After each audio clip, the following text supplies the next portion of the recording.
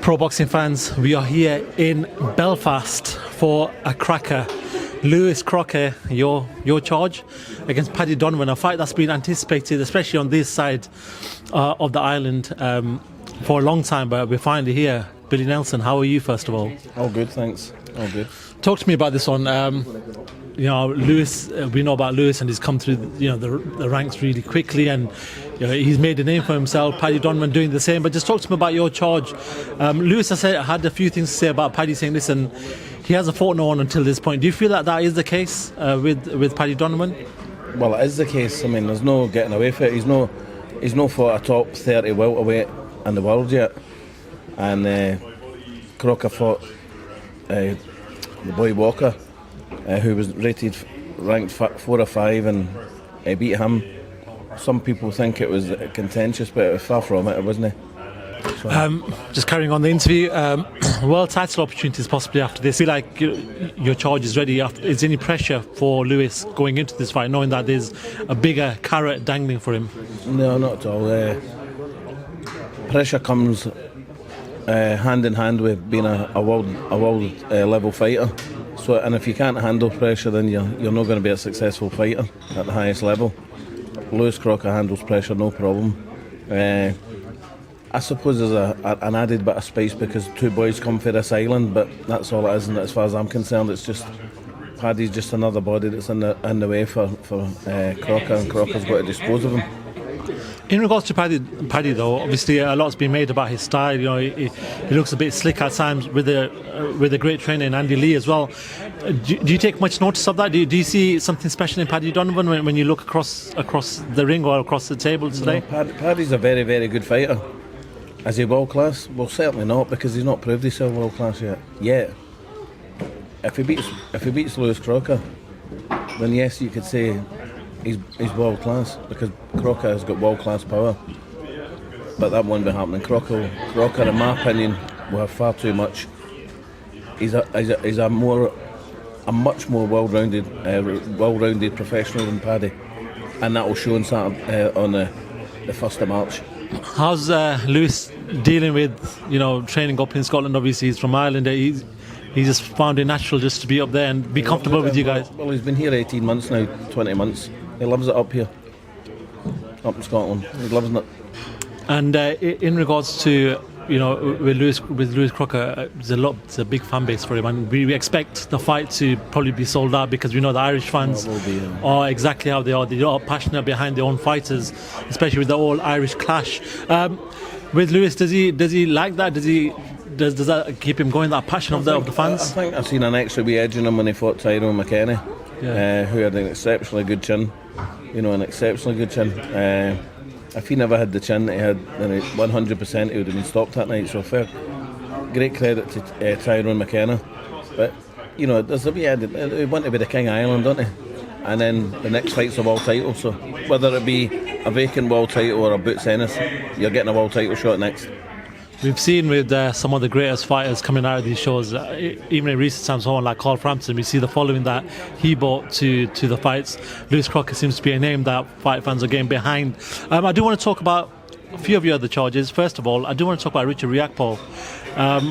We saw a picture, obviously he was supposed to be fighting in Africa. It wasn't the case. Obviously I think that show got cancelled. Just talk to me about your pairing with him. How's that going so far?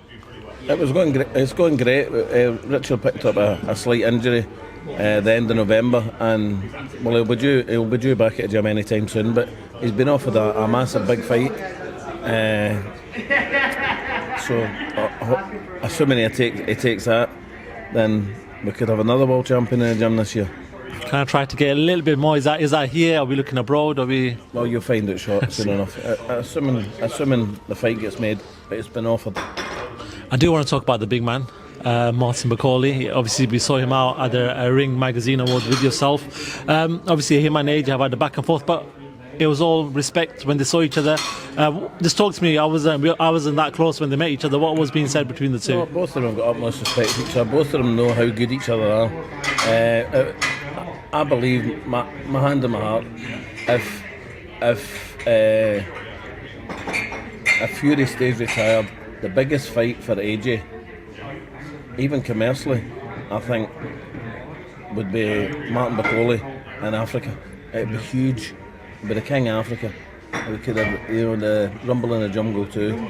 It'd be massive. I mentioned this to Anthony Joshua 3-4 years ago, and he was interested. So, let's see where it takes us, because Martin Bakole is 1,000,000% up for it. But we need to take care of FA Jagba first, and that we will do. With the FA Jagba fight, we obviously know that coming up in March, from what we're hearing. Do you want to ask you though, with Tyson Fury supposedly retiring or announcing his retirement, Alexander Usyk at a certain age, and so is Anthony Joshua, we could see the top 3 guys in the heavyweight division call it a day very soon.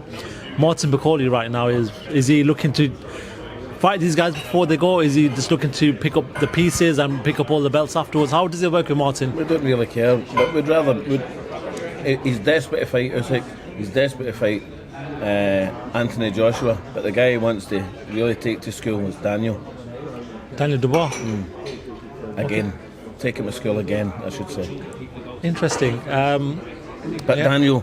Daniel or Joe, 100% after the fight will fight Usyk. So rather than us twiddle our thumbs along with AJ, let's go to Africa, summertime, end of summer, and have a Rumble in the Jungle too. Interesting. I do want your thoughts actually on Tyson Fury's retirement. That obviously he put up like a 15-second video on Instagram, calling it his retirement from boxing. There's a lot of people in the industry, Carl Froch, Eddie Hearn, saying maybe there's a bit more to this. Maybe there's a lot more money getting offered to him if he comes out of retirement. Maybe that's the plot. Do you feel like he has retired, or do you feel like that maybe this is just something in regards to the negotiations for that AJ fight? I'm not really privy to answer that. I don't know Tyson. Well, obviously I know Tyson, he's a friend, but it's not my place to pass comment on that, because it could be a private thing. It could be something we don't know. We just don't know why he's retired. He might just be fed up with boxing. He's earned a lot of money, he wants to spend it with his family. Fair play him. Fill your boots and go and enjoy the rest of your life, is what I say. If I was Tyson Fury's advisor, I'd tell him to retire, because he's got plenty in the bank for generations of Furies. So go and enjoy your life, because boxing's a very unforgiving sport. If that is the case, where does that leave Anthony Joshua? Because a lot of fight fans, Turki Al Sheikh, are talking about this Tyson Fury and Joshua fight. I know your man, you want to throw your man in there, but even that... I'm going to ask you a question. Who would you rather see? Anthony Joshua versus Daniel Dubois? It never went well. That's not a good fight for him. Dylan White, nobody's interested in him. He's fighting in Gibraltar against a bum. Or would you rather a Rumble in the Jungle with maybe 100,000 people there in Africa against Martin Bakole, a live opponent? Do you want to see Anthony fight a bum, or no, a bum? I don't like using that word, but a inferior opponent or a live opponent? All right, from Anthony Joshua's point of view, I'm going to play a bit of devil's advocate here. Martin Bakole is a very risky fighter with probably you're a boxer. You're no, but what I'm saying is lower reward than what he might be able to get fighting someone else. Do you believe that's the case? Anthony Joshua will get much more money to fight Martin Bakole in Africa than what he got for fighting Daniel Dubois at Wembley. Okay, interesting. That's what I would suggest that, or equally as much. How would you push that fight? Is the investors ready to make a fight like that in Africa? The Congolese government are behind Martin Bakole at 100%. As is Turki Al Sheikh. He's willing. I think he'd be willing to make that fight. He was talking to us about going to Africa. He never specified Congo, but he did say Africa.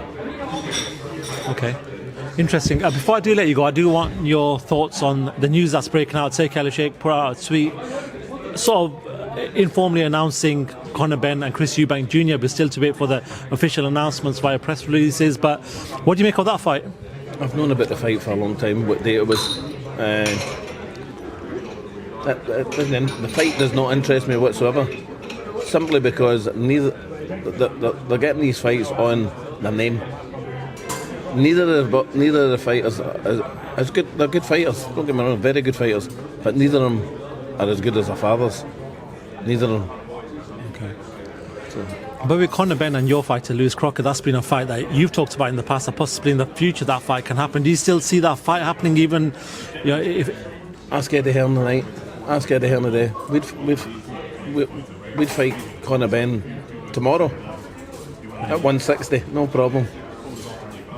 Lewis Crocker, he would beat Conor Benn quite comfortably, believe me. Do you reckon that Boots Ennis fight is doable, obviously, with Eddie having Boots anyway, and obviously with the eliminator and everything else, but does everything just fall into place a lot easier? It's a final eliminator. Yeah. There's a big difference between eliminator and final. Final eliminator means you're fighting for a world title when you win this fight. Boots Ennis, I believe, will go up to 154 after his next fight. That's what I If mean. he doesn't, then we need to fight Boots Ennis. Okay. And it's an easy fight to make because both are matchroom fighters. Interesting. Quick one before I let you go. What's that one fight you want to see, apart from your fighters, in 2025? I've no interest in other fighters, to be quite honest with you. I'm preoccupied with my fighters and what we achieve. I want to have a minimum of 2 world champions this year, probably 3. Cool. You need to be selfish in this sport, unfortunately. Billy, it's always a pleasure talking to you, mate. Thank you very much. I know the press conference is going to start, well, not start right now, but it's starting soon. Thank you very much for giving us your time. Top man, thank you. Thank you, mate. Top man, I appreciate that. Cheers.